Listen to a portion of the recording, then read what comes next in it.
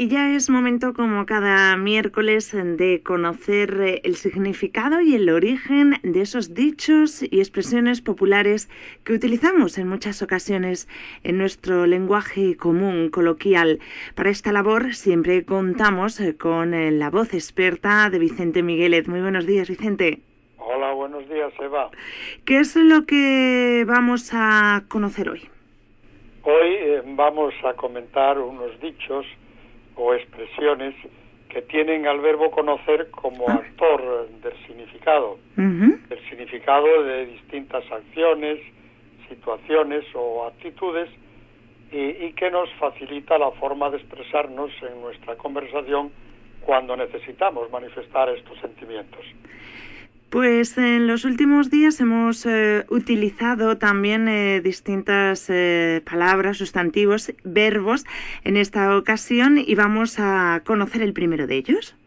El primero de hoy es el siguiente, conocer por la pinta. Ay, muy conocido. Bien, ¿no? Sí, o más bien los que serían como sinónimos, tener una persona buena o mala pinta. Ajá. De hecho, con mucha frecuencia decimos en nuestras conversaciones coloquiales que una persona, una cosa o una situación tiene buena pinta o mala pinta, según tenga bueno o mal aspecto, o bien cuando nos causa, nos da, nos refleja una sensación agradable o desagradable, ¿no? Pues es la primera de nuestras expresiones populares y como siempre nos gusta conocer el origen. ¿De dónde viene? Su origen estaría en el juego de naipes, el juego de cartas, y es bastante antiguo. ¿Anda? Estaría en las cartas, en estos juegos de naipes, y ya Covarrubias en el siglo XVII dice que la pinta es la raya del naipe. Por eso decimos conocer por la pinta. Qué curioso. Sí, de esta forma lo reflejaba también el diccionario, que como una de sus diversas acepciones o significados incluye la palabra pinta como la señal o la marca que tienen los naipes en sus extremos, por donde se conoce de aquí qué palos son. La pinta pues sería la orla que rodea las figuras enmarcadas en las cartas. Cualquiera que coja una carta verá que tiene una orla, sí, es la que rodea esas figuras que quedan enmarcadas en la carta y que nos indica si se trata de oros, de bastos, de copas o espadas antes de que el jugador las descubra por completo. De esta forma, el que es buen jugador, el habituado, sabe de inmediato por estas orlas si su juego tiene buena o mala pinta, al ver si realmente coinciden o no sus cartas con la del triunfo. O sea que viene de ahí el origen. Sí, de aquí vendría.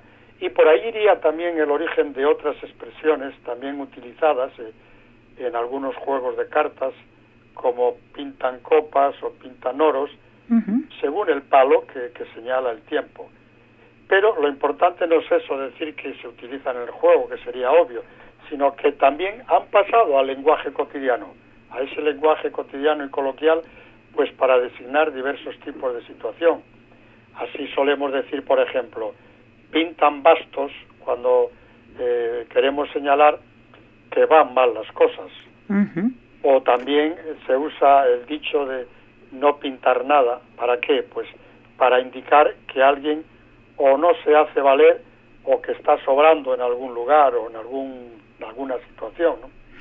Pues muy curiosa la primera de nuestras expresiones, pero hay más.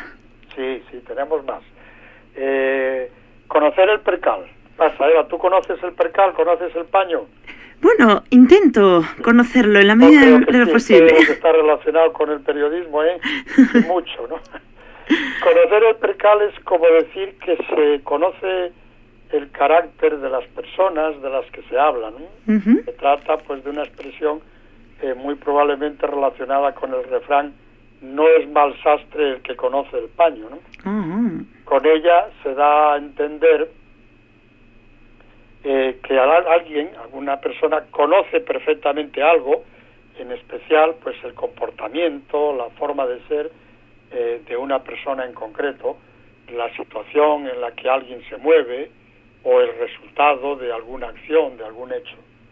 Por ejemplo, ahora dice que se va a poner a estudiar en serio, pero yo conozco el percal y sé que dentro de un par de semanas volverá a las andadas. ¿Cuántos padres habrán dicho eso en relación con alguno de sus hijos? Sobre todo en esta época de exámenes. Vicente, ¿y de dónde proviene el origen de conocer el percal? Estaría el origen precisamente en el propio percal. ¿Percal qué es? Es una tela vulgar, era una tela vulgar, ahora yo no estoy tan, puedo asegurar con tanta certeza cuánto se pueda seguir usando, pero era una tela ordinaria, ¿no?, de algodón y con dibujos estampados que se utilizaba para hacer vestidos de poca calidad. A pesar de eso, el mundo taurino comenzó a llamar percal también a los capotes. Si bien habría que decir que ahora los diestros se hacen fabricar percales con bordados, colores e hilos muy finos y caros, superiores a ese percal pobre y de poca calidad, ¿no? Sí, nada tiene que ver con ese paño, ¿no? Ahora, con el mismo significado se suele utilizar esta otra expresión, conocer el paño, ¿no? Y no sé si nos va a dar para más el verbo conocer. ¿Hay más expresiones además de estas dos que hemos mencionado? Sí, tenemos algunas más. Quien no te conozca, que te compre. Anda. Bueno, ¿no? Claro. Se suele usar para encarecer las faltas o los defectos que alguna persona tiene, ¿no? Sí, cuando no nos gusta demasiado, ¿no? Claro. El origen de la expresión está en dos cuentos muy parecidos donde interviene la picaresca de los estudiantes. Yo me atrevería a decir que seguro que no andaban lejos de los estudiantes de Salamanca, ¿eh? Seguro que no. Sí, uno de estos cuentos lo recoge Fernán Caballero y resumido podemos relatarlo como sigue, ¿no? Yo lo he tratado de resumir. O sea que en esta ocasión vamos a valernos de un cuento para conocer el origen de esta expresión. Sí, correcto. En lugar de utilizar hechos o situaciones, esta vez nos servimos poco de la literatura, ¿no? Muy bien. Pues el primero que refleja Fernán Caballero trata de tres estudiantes pobres. Pobres, cuando nos referimos a pobres nos referimos a esos que llamaban sopistas. Se llamaban sopistas porque recurrían a los albergues o a las instituciones de caridad a que les dieran la sopa boba, ¿no? Pues estos tres estudiantes pobres llegaron a un pueblo donde había una feria. ¿Y cómo haríamos para divertirnos?, dijo uno al ver a un borrico sacando agua de una noria. Enseguida el ingenio de otro le hizo decir: ahora que está distraído el hortelano, soltáis al borrico y os lo lleváis a vender a la feria. Y a mí me atáis a la noria en lugar del borrico. Pasado un poco de tiempo, como el burro no se movía, el hortelano desde lejos le gritó: ¡arre, burro! Pero nada, como si nada, el burro que no se movía, ¿no? Y al ver, el burro, pues nada, que ni se movía, como te decía, sí. Y al ver al burro convertido en estudiante, os podéis imaginar la situación, ¿no?, que se encontró en aquel momento. Mi amo, dijo el estudiante, unas pícaras brujas me convirtieron en borrico, pero cumplido el encantamiento he vuelto a mi primitivo ser. El pobre hortelano, desesperado, le soltó los arreos y le dijo que se fuera con Dios. Pero muy apesadumbrado se dirigió a la feria para comprar otro burro. Y el primero que le presentaron unos gitanos, que se lo habían comprado a los otros, fue a su propio burro. Apenas lo vio, echó a correr exclamando: quien no te conozca, que te compre. Fantástico este cuento para conocer el origen, pero nos habías dicho que había también una segunda versión, un segundo cuento. Sí, es otro cuento que recoge un escritor andaluz, un escritor de Cabra, don Juan Valera, que explica el dicho. Él intenta explicar este dicho del que estamos comentando, refiriendo una historieta que es bastante larga y que también aquí vamos a resumir. Como ves, él se busca una forma mucho más bonita que estamos haciendo nosotros ahora, ¿no? el inventarse un cuento para explicar el origen. dicho, ¿no? Pues se trata de lo siguiente. El tío Cándido, que era de Carmona, ya en Sevilla, era un buenazo, ¿no? Tenía un borrico y por no cansarlo iba y venía al campo llevándolo detrás, agarrado del cabestro. Dos estudiantes planearon robarle y cuando venía del olivar saltó uno del escondite, soltó al animal y se lo llevó. El otro asió el cabestro y siguió al tío Cándido como si fuera el borrico. Cuando el buen hombre se volvió y se quedó pasmado al ver al estudiante, este le contó que había sido muy malo, tan malo que un día su padre lo maldijo y quedó convertido en asno, y que después de 4 años había recobrado su condición de hombre. El tío Cándido, muy cándido al parecer, añadiríamos, compadecido del estudiante, le dejó marchar para que se fuese a reconciliar con su padre.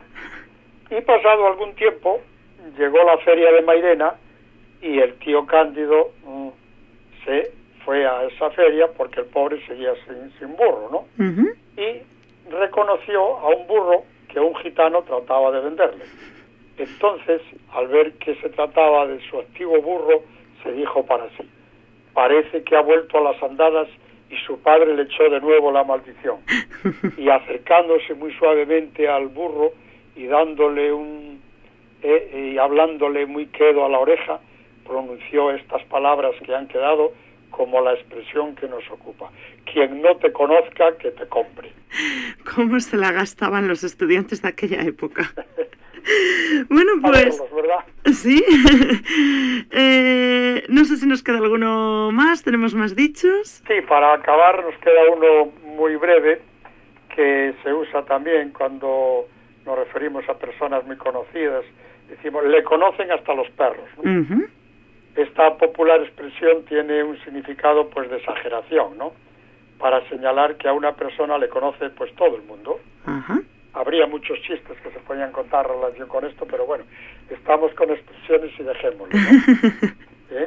Lo dejamos para otra ocasión, ¿no? Lo refiere Cadmani ya en el siglo XVIII, en un libro que escribe hablando de las calles de Madrid, estaría en un personaje, en don Francisco de Chinchilla, alcalde de Casa, Corte y Rastro. Vaya rimbombante título, ¿eh? Madre mía. Pero entonces no se las gastaban así como cualquier cosa, ¿no? No, aquí a lo grande.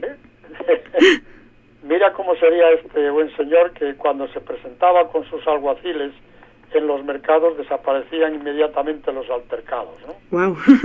Y hasta los perros, los perros que andaban abandonados, les encargaba muy encarecidamente a los alguaciles que no anduvieran con contemplación de ninguna parte, que los matasen a pedradas, ¿no? Madre. Y parece que pronto llegaron a conocer a su exterminador, pues al verle daban grandes alaridos, ¿no? Y de ahí quedó el dicho popular de le conocen hasta los perros.